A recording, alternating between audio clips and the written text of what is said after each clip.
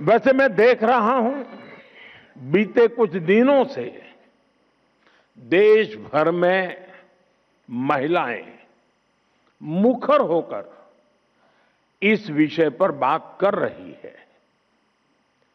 व्यापक रूप से एक डिबेट चल रहा है और लोकतंत्र की एक बहुत बड़ी ताकत है। विधानसभा और लोकसभा पहुंचने में उनके सपनों को, आप सबके सपनों को नए पंख मिलने जा रहे हैं।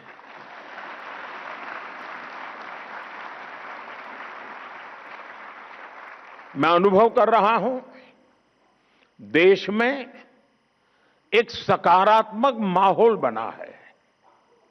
साथियों, आजादी की लड़ाई से लेकर संविधान सभा के निर्णयों तक स्वतंत्र भारत की नींव रखने में भारत की नारी शक्ति ने असीमित योगदान दिया है।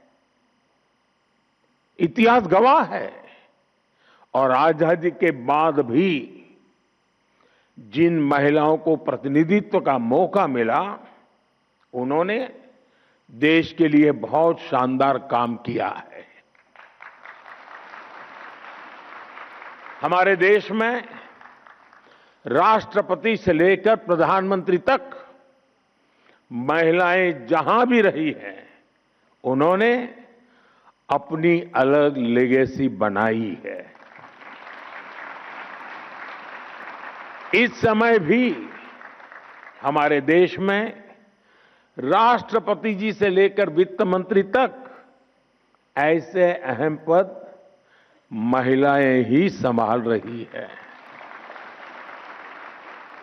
उन्होंने देश की गरिमा और गौरव दोनों को बढ़ाया है।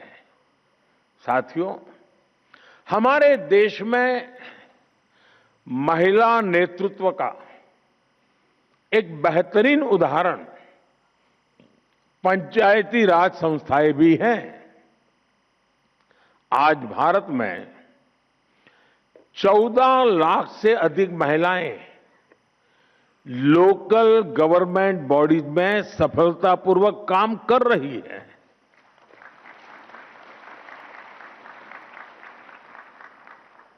लगभग 21 राज्यों में तो पंचायतों में उनकी भागीदारी करीब करीब 50% तक पहुंच चुकी है।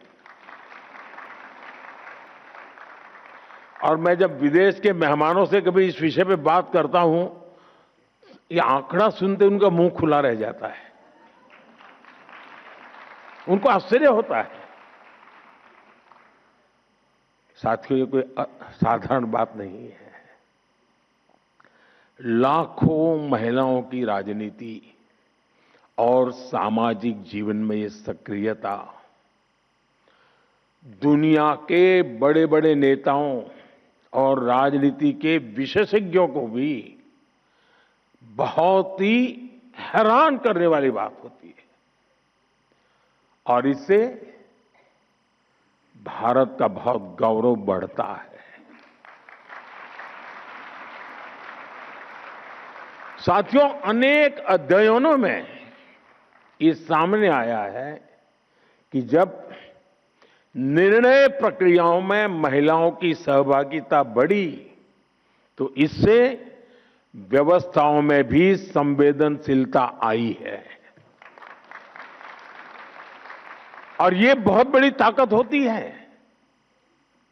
और इसका परिणाम है पानी, शिक्षा, स्वास्थ्य, पोषण, ऐसे कई विषयों में ज्यादा समर्पण भाव से, ज्यादा संवेदनशीलता से परिणामकारी काम हुए हैं। जल जीवन मिशन, मैं समझता हूं इसकी सफलता का सबसे बड़ा उदाहरण है। इसमें पंचायत स्तर पर महिलाओं की भागीदारी की ही बहुत बड़ी भूमिका है। साथियों, हमारे लोकल बॉडीज और संस्थानों में इतने वर्षों से जो लाखों महिलाएं काम कर रही हैं, नेतृत्व कर रही है, उनके पास ग्रास रूट लेवल का बहुत समृद्ध और लंबा अनुभव है। वो अब और बड़ी भूमिका के लिए तैयार है और तत्पर भी है। मैं मेरा अपना निजी अनुभव बताता हूं। ये सामर्थ्य क्या होता है। मैं 2001 में नया नया मुख्यमंत्री बना। मुझे कोई ज्यादा अनुभव नहीं था सरकार चलाने का, शासन व्यवस्था का। एक प्रकार से मैं नया व्यक्ति था। शायद 2002 या 2003 की घटना होगी। हमारे एक विधायक मेरे पास आए, बोले मेरे क्षेत्र में एक गांव की पंचायती की बहनें आपको मिलना चाहती हैं। ये खेड़ा डिस्ट्रिक्ट, आनंद डिस्ट्रिक्ट का इलाका था जहां सरदार साहब का जन्म हुआ था। तो मैंने कहा भाई उनको पंचायत का कोई काम होगा तो पंचायत मंत्री को मिला लीजिए उनको। नहीं, बोले साहब वो आपसे मिलना चाहते हैं। मैं कहा क्यों? तो बोले पंचायत में सबकी सब मेंबर महिलाएं हैं, एक भी पुरुष मेंबर ही नहीं है हमारी पंचायत में। मैंने कहा ऐसे कैसे? बोले गांव वालों ने तय किया कि इस बार प्रधान महिला है तो मेंबर भी सब महिला, कोई पुरुष चुनाव ही नहीं लड़ा था।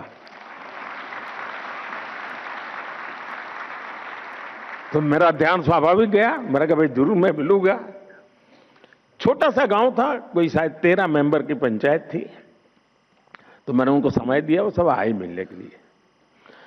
वो 13 बहनें थी, उसमें जो गांव की प्रधान बनी थी वो शायद 8वीं कक्षा तक पढ़ी थी। बाकी जो बहनें थी, एक दो बहनों तो घूंघट भी लगा हुआ था। वो ज्यादा शायद कुछ तो होगी जिन्होंने स्कूल भी नहीं देखा होगा। तो सब आए। मुझे लगता है ये सब बड़े बड़े लोगों ने उनको कोई मेमोरेंडम पकड़ा दिया होगा, कुछ मांग लेकर के आए होंगे कि मेरे गांव में ये करो, मेरे गांव में वो करो। मैं हैरान था, उनके हाथ में कोई कागज नहीं था।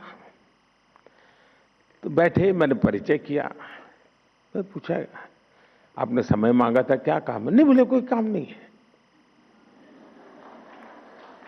ऐसे ही बोले हम चुनकर आए हैं तो मिलने आए थे। अब ये भी मेरे लिए बड़ा आश्चर्य था, वरना नेता लोग आते हैं तो सिर्फ मेमोरेंडम लेके आते हैं। फिर मैंने उनको पूछा, अच्छा बताइए, मैंने कहा कि आपको अगर 5 साल इतना बड़ा काम मिल गया, आप सब बहनें गांव को संभालने वाली हैं, तो आपका सपना क्या है? 5 साल में क्या करोगे आप लोग? गांव में कैसा करोगे? सामान्य होता तो क्या जवाब देता? ये जो हम जैसे बड़े बड़े दिखते हैं ना, वो क्या जवाब देते? स्कूल बना लेंगे, अस्पताल बना देंगे, रोड बना देंगे, ऐसे ही जवाब देते। उस दिन 8वीं कक्षा पढ़ी हुई इस प्रधान ने और उसके साथ आई हुई महिला मेंबर्स ने मुझे जो जवाब दिया, वो शायद दुनिया का बड़े से बड़ा अर्थशास्त्री नहीं दे सकता है। और वो बात आज भी मेरे लिए एक लेसन की तरह है।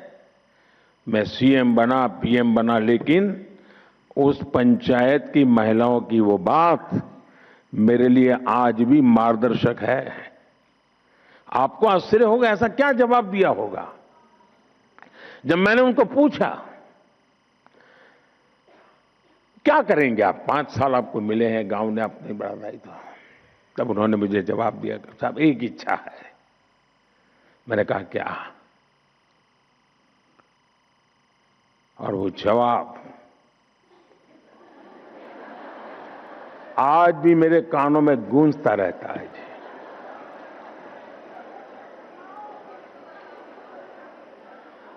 उन्होंने कहा, हमारी इच्छा है कि हमारे गांव में कोई गरीब न रहे।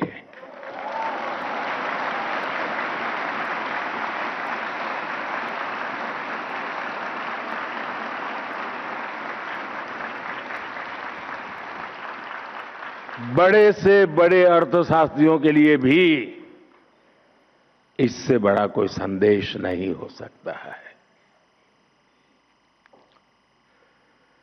यह अपने आप में मेरे लिए एक बड़ा सुखद अनुभव था और वो आज भी शब्द मेरे कानों में गूंजते रहते हैं। और इसलिए जमीन से जुड़े हुए अनुभव से जो वाणी निकलती है ना, वो वेद वाक्य बन जाता है।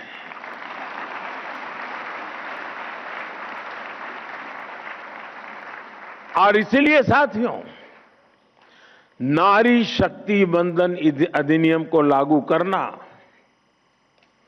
ऐसी सभी महिलाओं के जीवन का बहुत बड़ा अवसर बनने जा रहा है। अब पंचायत से आगे बढ़कर